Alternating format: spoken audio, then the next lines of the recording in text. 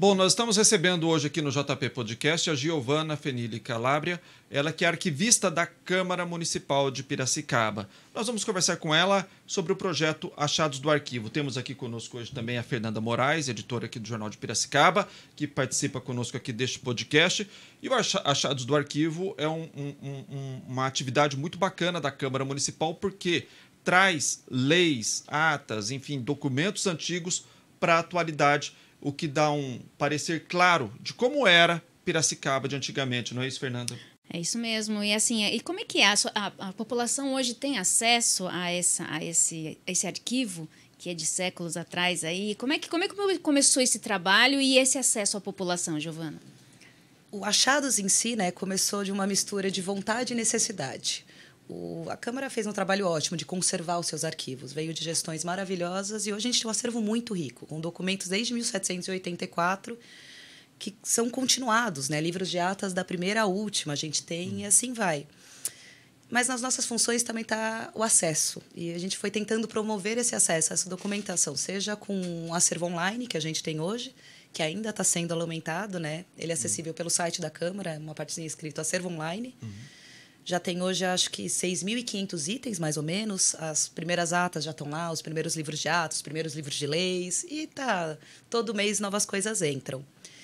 E o Achados veio de uma vontade, né? Que a gente precisa divulgar isso também. E só o acervo online, às vezes, não dava conta de trazer a curiosidade, mostrar o que tem. Eu falo, trabalhar em arquivo é mexer com as coisas, de repente alguém gritar, nossa, olha o que eu achei. E a gente queria que a população também visse, olha o que eu achei, olha o que tem aqui. Aí veio esse projeto que chama Achados do Arquivo. É uma cooperação, né, entre o Departamento de Comunicação e o setor de documentação. E juntos a gente toda semana lança uma matéria sobre um documento, sobre uma história que está no acervo. As matérias, os temas variam muito, né? Tem temas até engraçados, curiosos, tristes. Eu brinco que são socos de realidade, às vezes, que o documento é cruel, né? Ele vai falar Principalmente mesmo. quando se trata muito da escravidão, né? E eles não floreiam, né? É um soco de realidade, assim. Mas o Achado segue todos os temas, né? Então, documentos mais antigos, um pouco mais novos, temas... E começa assim, com uma pesquisa, você fala, vou tentar encontrar algo relacionado a isso, existe alguma reunião ali, fala, vamos tentar achar algo da escravidão ou algo da época de Piracicaba ainda é Vila da Constituição, como que é? Ou vocês vão floreando e falam, isso é legal, vamos resgatar. Tem um pouco dos dois. Tem algumas datas específicas que a gente quer achar um tema, então a gente procura um tema que a gente quer tratar. Mas a maioria faz parte do trabalho, né? A gente trabalha lendo, digitalizando, restaurando esses documentos e a gente vai achando. Sem querer, a gente se tromba numa coisa interessante, se já separa, fala, isso vai virar achados. Então, é uma mistura de organização e sorte. Bom, e entre esses achados, a gente até separou uns aqui, com a sua ajuda, claro, algumas leis, enfim. E uma delas, que a gente estava falando, né, que saiu semana passada, acho que é a lei do dobre dos sinos da igreja, né? A igreja é a Catedral de Santo Antônio mesmo? Sim, provavelmente a catedral, eles não deixam muito claro na lei, ou se trata de todas as igrejas que existiam agora na cidade. Agora tocava o sino toda hora, pelo que se diz. Né? Pelo que deu a entender, sim, né? Isso é um livro de registros de lei, né? Então, folheando as leis, aí tinha uma lei que o título era Lei do Dobre dos Sinos. E de que ano é essa lei, mais ou menos? Eu vou ter que colar, mas eu sei. É 1896. 1896. Nossa, isso. E a lei é curta, são alguns artigos só, e a primeira já fala que estava proibido o dobre dos sinos em Piracicaba, e depois fala que os sinos só poderiam tocar em algumas ocasiões específicas, no máximo por 30 segundos e no máximo 6 vezes por dia. Aí começa a pesquisa, né? Que dobre de sinos eu não sabia, eu particularmente não sabia o que era. E é dobre? Dobre. Não é dobra do sino, não. O sino não dobra. O dobre, pelo que deu nas pesquisas, a gente foi descobrindo, o dobre, também conhecido como dobre de finados, era o tocar dos sinos como uma pessoa falecia. Entendi. Que toca ainda no cemitério, acho que não sei se é isso, a hora que vai enterrar alguma coisa, ele faz, né? O rapaz. O sino. Mas, pelo jeito, a catedral, toda vez que alguém falecia, também tocava. Nossa. E quando alguém nascia, quando eu ia casar... Então era o dia inteiro, né? Eu acho que a lei é um pouco dessa mistura de ritual, quase, e uma questão de sossego público, de convívio público, né? O sino devia começar a tocar toda hora. E então, aí fizeram a lei, né? Eles proíbem o dobre e limitam no máximo o badalar do sino 6 vezes por dia e cada badalar com máximo de 30 segundos. Então Entendi. É uma mistura de tradição e convívio social. Acredito que seja lei, esse, né? Do meio-dia que ainda tem na catedral, tem né? Tem alguns que ainda tem. A lei vai até hoje, né? A gente... Que é o mundo, né? Você abre uma caixinha e descobre o mundo. As leis atuais, por exemplo, do Estado de São Paulo, ainda falam dos sinos, a lei do silêncio. O sino ainda está, só que a gente não tem mais o costume, né? A gente... Sim. Que reduziu bastante também, né? Mas já pensou? A cada um que nasce, a cada um que morre, a cada situação, colocar um sino para fazer o dobre... É porque tem silêncio. A cidade crescendo, né? Então, mais morte, mais nascimento, mais casamento, e aquilo devia tocar toda hora. Também, apesar de a Igreja Católica acabava exercendo uma influência muito maior no dia a dia da cidade, não só para aqueles que são católicos, né? Então estava na questão do próprio dobre dos sinos, que era, né? Não tinha uma... Como também em outras atividades, né? Como você estava falando de uma matéria que vai, acho que, sair hoje, né? Que é a questão dos casamentos, né? Hoje... Vai sair hoje, entre hoje e amanhã. Para quem vai assistir, hoje é quarta-feira, né? 24 de abril, né? Então, então, ou provavelmente já saiu. Provavelmente sim. Que a gente vai nessa de ir procurando, a gente vai descobrindo as atividades que a Câmara já teve, né? Aí a gente abriu um livro... Na verdade, essa é até curiosa. Foi uma solicitação de pesquisa. Um pesquisador procurou a gente, que ele estava procurando o registro de casamento do bisavô dele. Falei, nossa, mas aqui a gente não vai ter, né? Por que a gente teria na Câmara? Mas a gente sempre tem por base... Perguntou, a gente procura. O máximo a gente vai falar ou não, mas nunca vamos ficar sem procurar uma coisa. E a gente realmente achou um livro de registros de casamentos acatólicos em Piracicaba. E aí a gente pega a referência da lei, né? Tem uma lei ali em 1864 que versa que todas as pessoas que já começou a imigração, pessoas de outras religiões estão chegando aqui e elas não tinham como se registrar, porque o registro estava nas mãos da igreja, católica no caso. E essa lei é bem específica. Ela fala que a Câmara Municipal fica responsável pelo registro de casamentos de pessoas que não professam a fé de Estado. E o escrivão, o secretário da Câmara tem que registrar num livro que tem que ter a margem direita em branco. Tem todas umas especificações. E esse livro a gente tem. E a partir de... Não é hoje, eu não sei que dia a gente está. Ele já está disponível agora na íntegra. Ele está transcrito. A letra está bem difícil, são nomes muito difíceis. Então, a gente até comenta, se alguém vê um erro, descobriu uma palavra que a gente não conseguiu, né? Pode contatar, que a gente muda a transcrição. A gente está falando nomes estrangeiros, nome alemão, nome suíço. Então, foi muito difícil não escrever, principalmente sobrenome e cidade. Que eu brinco, é muita consoante para pouca vogal e a gente não tem o feeling, né? De o que a gente não entendeu trazer para um contexto. A gente não... Mas o que deu, a gente fez, e são lá 19 registros. São só 19. Daí, só logo 19. Depois, você estava falando para a gente que o cartório começou a atuar no município, e aí essa prerrogativa passou para os cartórios civis. É que eu não... Amanhã, oficialmente, quinta-feira, dia 25, né? A gente fica falando amanhã... O registro civil completa 150 anos oficialmente. Então, sai de vez do âmbito da igreja para ir para o âmbito público a questão do registro. Então, a Câmara perde essa função. A Câmara e a igreja também, né? Porque daí passa para... A igreja e a Câmara, em consequência, também perde a função de registrar casamentos. Entendi. Eu estou lembrando uma história aqui. Por exemplo, Piracicaba já teve uma forca e pena de morte. Piracicaba já teve uma forca e pena de morte. Que coisa. Isso a gente é achados muito interessantes que a gente tende a... Algumas histórias da cidade vão se apagando, né? Memória é interessante. A memória a gente vai trazendo uma nostalgia e vai esquecendo um passado que às vezes não é tão bonito, mas tem que ser lembrado. E onde que era essa forca? Eu ia falar agora. A gente não conseguiu localizar exatamente. Ele dá o registro mais claro que a gente tem uma ata que estão discutindo na Câmara a construção dela. Só que eles não dão muito exatamente onde ela foi. Meio mórbido, né? Discutir onde vai colocar a forca. E se você olha, né, as histórias, assim, isso era uma cultura, né? Da pessoa ir até assistir quando alguém era condenado. Meu Deus. Não, e a Câmara, querendo ou não, reflete a Câmara. E a cidade reflete o que está acontecendo nacionalmente. Tinha acabado, eu não vou saber datas aqui para falar exatamente, mas tinha acabado de sair a lei do crime, né? Eu esqueci o nome dela oficialmente, mas a lei do crime, que vai ali entre o segundo reinado e a regência, que eles queriam um jeito de controlar a violência, o estado meio caótico que estava, na estabilidade política e administrativa que estava, e se cria uma nova lei que institui a pena de morte. Como é instituída a pena de morte, Piracicaba tem que criar maneiras de aplicar a pena de morte, né? Então, tem uma sessão da Câmara que se discute onde é a construção para aplicar as primeiras penas de morte. As penas de morte normalmente eram aplicadas a escravizados, não tinha... E eram aplicadas, então houve... A gente não tem nenhum relatório de quantos, isso nunca foi achado, pelo menos no nosso arquivo, mas a gente tem ali dados do quanto foi gasto em alguns acontecimentos para enterramento, etc. Então, a gente não tem dados precisos. A gente sabe de algumas pessoas que foram condenadas, mas a gente sabe que aconteceu. A gente sabe que aconteceu, mas não tem detalhes nem de quantos que existiu e foi usado em algum momento, mas detalhes, infelizmente, a história não se preservou. Esses casos, realmente, a população não tem conhecimento, né, atualmente, né? E é uma história que eu falo, é uma história apagada, né? É uma história... A gente está falando de escravizados, né? São, querendo ou não, causa um mal-estar, mas é bom a gente colocar tem que lembrar, à tona, né? e lembrar que é um passado realmente... que não é tão distante, se parar para ver, né? Que não pode estar esquecido, e entender um pouco o presente também, né? Sim. Entender algumas coisas que a gente ainda tem. E Piracicaba teve um alto número de escravos, né? Teve sim. Eu não sei números, mas acho que a gente só perde para Campinas, da região. Uau.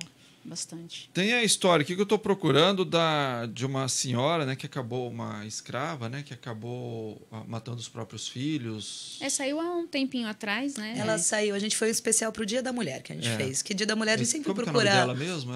É a Benedita. Benedita. A gente sempre procura homenagear uma mulher importante e a gente seguiu essa vez que quis seguir num caminho um pouquinho diferente. A gente quis dar voz para alguém que na época nem sobrenome tinha, né? Porque você pega os registros, não é Benedita de tal, é Benedita, escrava de. De alguém. Então, é a história dela. Ela é a Benedita, uma escravizada. E esse é um processo crime. Ele não é um documento... Ele foi doado para a Câmara, né? Veio de outra pessoa com uma doação. Então, é um processo crime. Ele é de 1867. E narra toda a história, né? É todo o processo, na verdade. Então, vai ter o corpo de delito, vai ter a acusação, as testemunhas, o depoimento dela. E é uma história que eu acho que poucos não choraram quando leram, assim, porque ela realmente pega É impactante mesmo a história. Ela é impactante, você não se coloca, eu acho que é impossível se colocar no lugar dela, mas é um desespero que não dá nem para entender, né? Mas ela mesmo pode falar, né? Não sei se ela foi escutada na época, mas a nossa ideia é que ela seja escutada agora, tipo, 100 e poucos anos depois, né? E ela, em um desespero, ela foge, levando os 3 filhos. Se eu não me engano, é 8, 6 ou 4 anos, né? 2 meninos e uma menina. E num desespero ainda maior, eu acho, do momento, ela acaba matando essas crianças à paulada. É presa e vai para julgamento. E tem todos os processos do julgamento que ela conta tudo que aconteceu, esse desespero. Nossa. E durante o processo a gente fica sabendo que ela está grávida da 4ª, é uma menina. E aí vem outra... Tem um lado triste da história e o triste do futuro também. E são histórias que a gente nunca vai saber o que aconteceu com a Benedita, no final das contas. Quem é essa menina não tem como saber, né? Não, a história não continua. A gente sabe qual foi a penalidade dela, que foi aplicada, né? Qual foi a... Se foi aplicada ou não, eu não sei, né? Mas qual... Não tinha pena de morte ainda quando ela... Ela foi, não sei quantos açoites e carregar aquela coisa no pescoço por um determinado tempo. Se foi aplicada, se ela aguentou os açoites em vida, isso, a história não continua, né? São registros que não sobrevivem. Se a menina nasceu... A menina nasceu porque as penalidades só vieram depois da menina nascer. Mas para onde a menina foi, quem é essa menina... São histórias que a gente nunca vai saber. Eu acho que é outro lado triste da história, né? Sim. A história em si é triste e saber que a gente provavelmente nunca vai saber mais...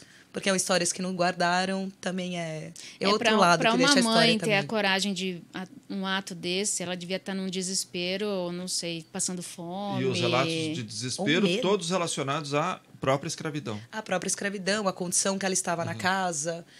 Ela liga muito a história dela à senhora, não ao senhor. Ela não devia ser casada, então, com certeza, ela... devia ter sido estuprada também, violentada. Isso ela não e tem um marido que é citado, mas ele não aparece em depoimento e a gente não detalhes assim o processo, só tô interessado no crime, né?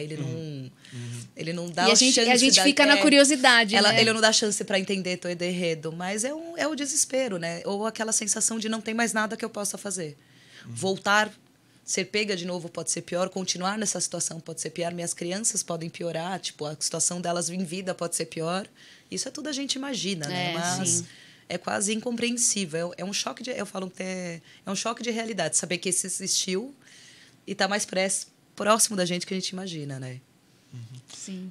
Em 2022, né, foi aberto a cápsula da Escola Sul de Menuce, né? Sim. 100 anos, né? 100 anos. Eu já estava brincando aqui que o pessoal tem gente aí falando que agora tem que começar a diminuir. Como a turma tá ficando mais velha, ao invés de fazer 100, faz 50. E depois vai cair para 25. Daí. Tanto que ano que vem já abre qualquer coisa. O SUD fez uma nova, só que reduziu na metade. Em 50. Né? Tem até coisa lá do setor, né? A gente, como trabalhou com a cápsula, a gente foi convidado a deixar alguma coisa. Eu falo, mas 50 é bastante tempo, né? Eu não sei se meu estilo de vida me permite. Vocês vão botar aqui 50. Aí tem a carta da Aracy de Oliveira, é isso? Dessa cápsula? E a cápsula é incrível, né? Os documentos não estão com a gente, tá? Foi um trabalho de cooperação entre a gente e o museu. Então, o museu recebeu tudo, só que a gente tem a plataforma para deixar disponível. Então, todos os 629 itens, mais ou menos, que tem na cápsula, hoje estão no nosso acervo online. E é emocionante, né? Você lê cartas que deixaram para o futuro. E a nossa queridinha Aracy, que já virou um Achados, Aracy dedicou a carta dela para falar da moda. Da moda? Moda. Ela fala, são 6 páginas, é uma carta longa. Eu leria na íntegra, que é difícil eu explicar o que ela falou. Mas ela tem uma mistura de crítica, ao mesmo tempo... Ela é ácida, a Aracy, ela é maravilhosa. E ela fala muito da questão da moda. Por um lado, falando como a moda está... Querendo ou não, chamada alta costura, está presa na mão de poucos. E como a moda está mudando para o pior. Para ela estava achando absurdo. Como as mudanças na moda, estamos ali num momento de mudança de moda, década de 20, né? E como ela acha um absurdo, né? E uma época que estava em alta, né? A questão da moda, da Semana de Arte Moderna, é isso, né? Isso, já você tem uma mudança na moda e como ela é contra, que as mulheres estão ficando muito... Eu não sei os termos que ela usa, mas ela não gosta para onde está indo. Que os homens estão se empequetando demais. Não é essa a palavra, mas ela faz uma crítica que é muito interessante de ler. Ela tem um tom meio ácido. Sim. A Aracy, olha, é uma carta que vale a pena quem tiver oportunidade. Tem o Achados, né, que conta as melhores partes, vai explicar um pouco, mas tem a carta na íntegra também que vale cada momento. Só para orientar o pessoal, porque o site da Câmara é um site grande, né? Um portal grande. Como é que faz para chegar no Achados do Arquivo? Logo na página principal, um pouquinho mais à direita de quem está olhando, tem um quadrado escrito Acervo Histórico. Bem na primeira dobra, que nem eu aprendi a falar. Logo na primeira dobra tem chama Acervo Histórico. Clicando lá, você vai entrar em uma nova plataforma, que é um sistema de código aberto, feito para arquivo, e tudo está lá. Tem campo de busca, se for procurar Aracy, se eu não me engano é com Y, mas dá para... Ou cápsula do tempo, tudo que você colocar, ele dá uma resposta por busca, ou dá para navegar ali sem parar. Já são quase 7.000 arquivos lá? A gente deve estar chegando em 6.600 agora. Itens, né? E tem muito ainda para ser colocado? A gente não está nem no começo. Uau. A gente não está nem na raspinha ainda. O que é essa história do carteiro bêbado? Eu adoro carteiro bêbado. Cada coisa que aparece. A gente eu falo que são os quase cômicos, né? São as histórias do dia a dia que acabam chegando na Câmara. Ele não entregava, ele bebia... O que a gente tem são dois. O carteiro bêbado e o padre são meus dois favoritos. Tem o padre, a gente vai falar dele daqui a pouco, porque é o padre... Mas são ofícios que a Câmara começou a receber reclamando do carteiro. Eu tô falando carteiro, né? A gente até brincou que é o carteiro muito louco. Mas ele também era responsável por outras encomendas, outras entregas. É uma função que ele tinha. E a população recebendo que ele vivia embriagado. Não entregava nada, entregava errado. Então, a gente não sabe como a história termina, porque, infelizmente, essa não tem a maioria não tem, né? Vão recebendo se não tem um desfecho. Mas são relatos muito divertidos das pessoas falando que o carteiro tá bêbado, que o cara não entrega nada, ele vive Antigamente, embriagado. as cartas eram todas, né, escritas num português muito rebuscado, bonito até de... E não estamos falando de que nem hoje, manda um dia, chega no outro. Estamos falando de coisas muito demoradas para chegar. E o cara ainda me entrega errado, perde no caminho. Então, eu adoro o carteiro. E o padre, né, que eu citei. Qual que é a história? Aqui tá aqui, ó. O padre... José. Que soltou fogos na morte de um bispo. O que acontecia com esse padre? A gente até brincou que ele era...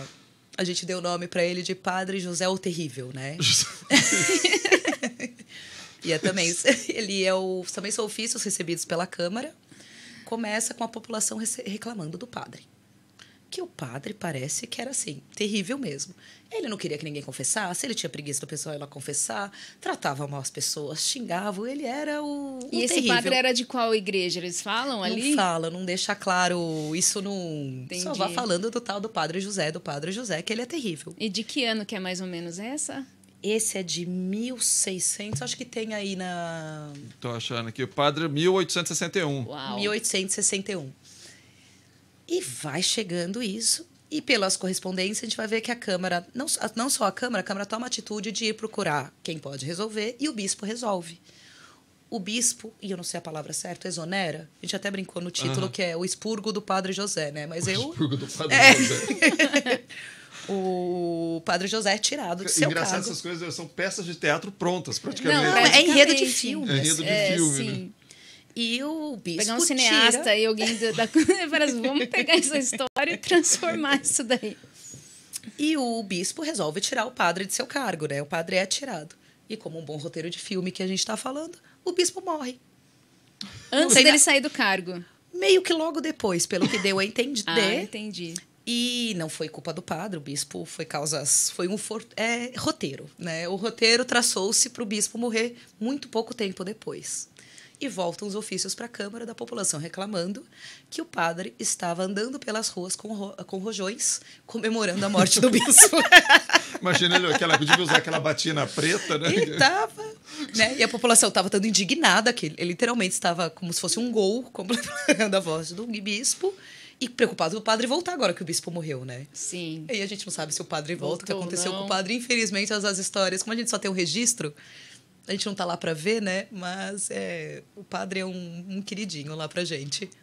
Falando de roteiro de filme, tem um roteiro parecido com o do Zorro aqui, né? Que tá aqui, que é o Espadas, Cavalos e Ameaças, Faroeste na Vila da Constituição. Vila da Constituição era o nome de Piracicaba. Era o nome de Piracicaba e também é uma que a gente tem pouca informação, mas também é muito divertido quanto... Parece que uma pessoa arquitetou a morte de um juiz. Eu não lembro se era juiz de paz, juiz de ordem, mas um juiz aqui da antiga Constituição. E nisso, pelos relatos que se tem, eu não lembro se é ata, eu acho que é um ofício também, relata que esse homem chegou a cavalo, completamente bêbado, trajando uma espada, como se fosse um zorro embriagado. Obviamente, ele foi pego em 2 segundos, que ele não conseguia nem... Meu Deus. Aqui, ó. Antônio Ferraz Leite prometera nesse dia assassinar o juiz municipal Agostinho José de Carvalho e Domingos José da Silva Braga. Eram 2, então. Ele ia tentar matar 2 e, obviamente, não matou ninguém, foi preso. Né? Que a gente brinca que é o zorro embriagado, né? Porque aí você imagina a cena da pessoa bêbada segurando uma espada num cavalo, achando que vai cometer um grande ato. E ele não fala o motivo pelo qual ele queria assassinar os 2. Ele deve ter um motivo, né? Eu acho, mas infelizmente não deixa muito claro qual é o motivo. A gente trabalha com registro, é legal trabalhar com documento, que é uma mistura de o que tem e o que não temos, né? Uhum. Então, a gente às vezes trabalha com frases, com um trecho desse tamanho, que a gente... Que aguça a curiosidade, que aguça a curiosidade. A gente pode até trabalhar com a imaginação, mas, assim, de fato, o que a gente tem é que ele foi preso completamente bêbado, ele, sua espada e seu cavalo. O número de pessoas que procura a Câmara para pesquisa desse tipo de documento é grande? É grande e tem aumentado. Né? Tem aumentado e os temas são os mais variados. Vai de pesquisador que está fazendo um livro a criança que tem um trabalho na escola e quer saber por que a rua dele chama tal coisa. Isso tem também. Tem também. E é aberto, a população pode... Pode. A gente tem um e-mail, né? É o documentacal, é o documentação sem o cedilho tio, @câmarapiracicaba.sp.gov.br. E a gente atende as solicitações. Tem umas que são mais simples, que já estão digitalizadas. Tem uns que, às vezes, demoram um pouquinho para a gente conseguir responder, porque requer a gente literalmente folhear manuscrito. Né? A gente pega um período e vai folheando. E a pessoa pode ir até ou essa pesquisa fica a cargo de vocês e daí vocês chamam a pessoa quando vocês encontram? Como é que funciona? Como é que é a dinâmica? Gente tem a opção de mandar por e-mail, a gente, se achar, digitaliza e manda uma versão digital. E tem scanner planetário, então a versão digital vai muito boa. A gente recebe pessoas que quiserem conhecer. Infelizmente, a gente não franqueia a pesquisa no sentido de eu te dou um livro e você... Porque são livros, estamos falando de livros de mais de 200 anos, que requerem cuidado. E não dá para ficar manuseando senão a gente perde o documento, né? Então, a gente atende a pesquisa, recebe, visita, podem visitar, conhecer quem tiver curiosidade. A gente mostra os documentos, mas essa ideia de pesquisa que a gente acha que vai abrir, vai olhar sozinho, infelizmente, a gente, para proteger os documentos, a gente não faz. Se hoje a gente está preocupado com a Aedes aegypti, mosquito transmissor da dengue, teve preocupado recentemente e ainda há uma preocupação com a Covid, que o Piracicaba também já teve preocupado com a praga de gafanhoto, né? Já. E é muito... É as leis, de novo. As leis... Tem um título que você fala, eita, que era uma lei sobre o combate aos gafanhotos. Falei, nossa, o que os gafanhotos fizeram, coitados. Você já imagina aquela praga que vem da época do Velho Testamento. Você fala, nossa, foi será a primeira que coisa, a praga também? do gafanhoto, né? Então. Profecia bíblica, né? Aí você, primeiro, né, aí você lê o corpo da lei. Você fala, nossa, se fala que era obrigatório a todos de Piracicaba ajudarem no controle do gafanhoto. Tinha multas a quem não ajudasse. Uau. Aí você vai para o contexto, né? Você foge do documento e se entra no contexto. E o gafanhoto realmente é uma praga egípcia e não é à toa, né? O gafanhoto é bonitinho, sozinho, mas vem um monte, ele acaba com plantações, ele acaba com tudo, né? E nesse período, que eu acho que é 1906, talvez ele depois me conta, ele está aqui na mão com das datas, mas acho que 1906... Qual que é? Da praga do gafanhoto? Praga do gafanhoto, 1906. Acertei. Olha... Aí você vai para um contexto geral. Realmente, teve muitas pragas grandes no Brasil e no mundo, né? E o Brasil estava sofrendo uma praga, uma nuvem, né, de gafanhotos estava vindo do sul. Tanto que a gente conseguiu achar jornais do sul que falam que é do sul, né? Que falam que o céu ficou escuro, que o dia virou noite, que a praga acabou com tudo. E essa nuvem estava vindo para São Paulo. Então, é uma lei provavelmente feita numa urgência de falar o que a gente faz se essa nuvem chegar aqui, né? Parece que chegou, mas não teve grandes estragos, pelo que a gente conseguiu ver depois. Ela chegou mais fraca aqui. Mas foi uma prevenção de uma nuvem que estava vindo do sul e se direcionando a São Paulo nessa época. Interessante, né? Interessante.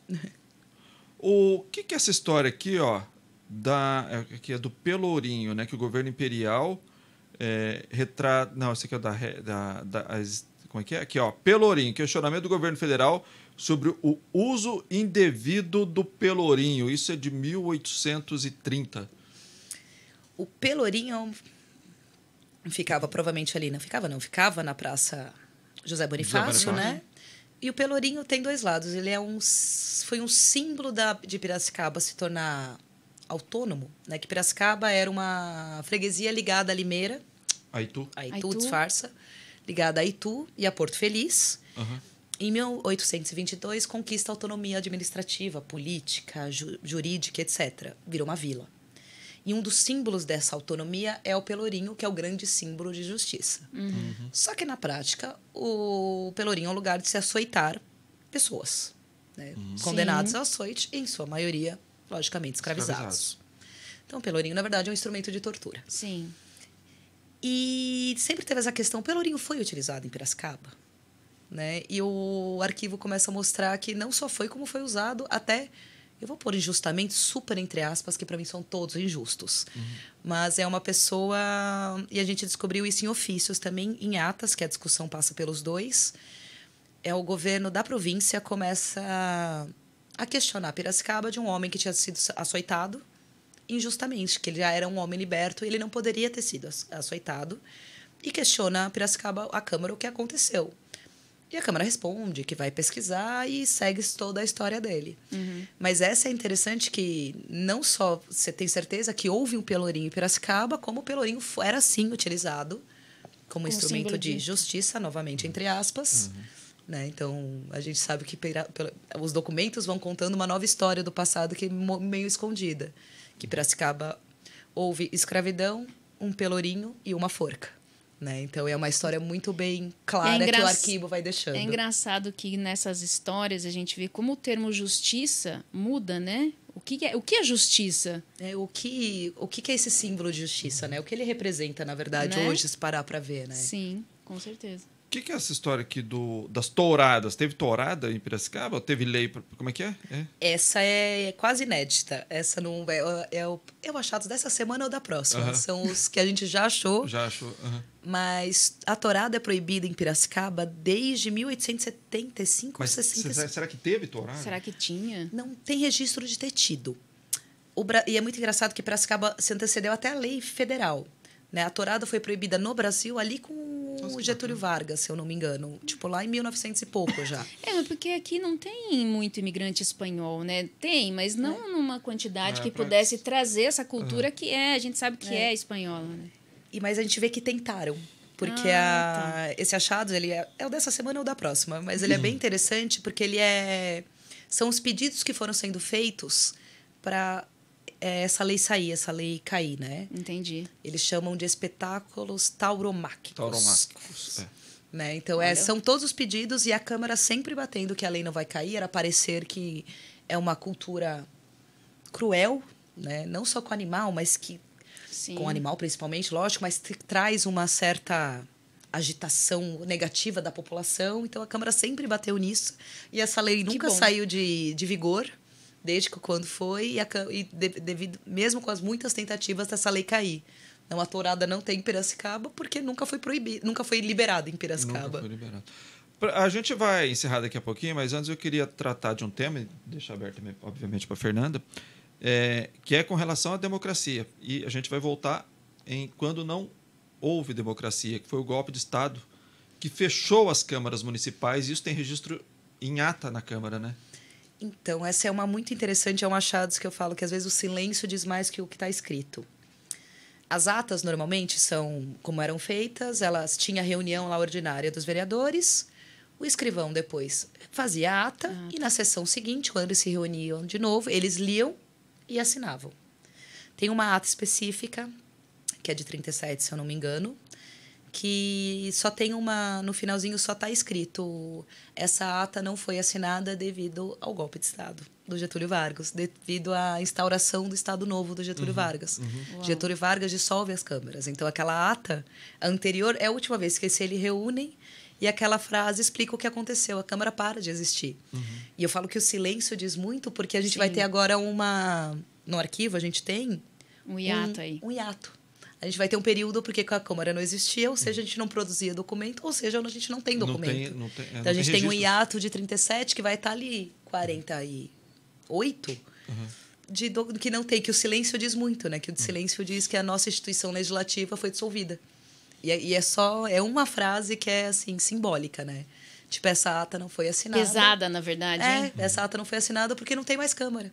E a gente só vai voltar a ter registros lá num período muito depois, mais de 10 anos depois. Isso mostra o peso, né? E a importância de saber que existiu esse hiato, o que aconteceu durante esses 10 anos, né? Não existia, era um poder a menos, né? Então. O poder estava na mão de um, né? Tem até, agora quem tiver curiosidade, a Câmara está lançando toda terça-feira, essa é a 4ª, semana que vem é a última, o especial da ditadura militar, com documentos que estão sendo encontrados lá, né? Vão ser 5 matérias, 4 já estão publicadas. E o achado sai toda sexta-feira. Quem tiver gostado do tema e etc., a gente tem um Instagram que é do setor, que a gente avisa os achados novos, o que está saindo, o que está sendo colocado no nosso acervo. Ele chama câmara.doct. Então, quem tiver curiosidade ou gostar do tema, ali a gente avisa tudo o que está saindo, o que tem de novidades, novos achados e etc. A gente fala, né? A gente tem o costume de dizer que uma comunidade, uma nação só consegue se fortalecer diante de conhecer a sua própria história, né? E a gente está vendo aqui quanto se perdeu e que bom que existe esse acervo aí da Câmara para se resgatar tudo isso, né? Então, assim, que mais pessoas se interessem em saber o que aconteceu na cidade, conheçam a história, porque é só conhecendo a história e tendo base nela é que a gente consegue tentar melhorar ou até mesmo lutar por algo, né, baseado em conhecimento e fatos que ocorreram, né? Não, e é muito verdade isso, né? A história diz muito. E eu falei, a gente lá no setor, né, a gente tem uma versão dela, que é a versão, querendo ou não, escrita por vereadores, uma classe específica, com intenções específicas, só que é uma grande colcha de retalhos, né? Que aí você pega documentos que estão em outros lugares e você cria a história a partir de todos os registros que se tem. sei se eu posso aproveitar e deixar até um convite. A gente falando de acervo, da importância de acervo. A Escola do Legislativo vai promover um encontro para falar sobre acervo documental, né? Acervo histórico, acervo aqui da cidade de Piracicaba. Vai ser um encontro entre nós, como setor de documentação, o Marta Watts e o Museu Prudente. Vai ser no dia 16 agora de maio. As inscrições já estão abertas no site. E é literalmente para falar sobre o acervo, a importância, o que cada um tem, como a gente pode ajudar a divulgar, a preservar. Então, vai ser um encontro bem legal. Quem estiver interessado, as inscrições já estão abertas e fica o convite. Legal. Giovana, muito obrigado pela sua participação aqui conosco, viu? Eu que agradeço o convite. Estou um pouco nervosa, mas muito feliz de estar aqui. Foi muito bom. Muito bom. Papo muito bom. Obrigada. Obrigada.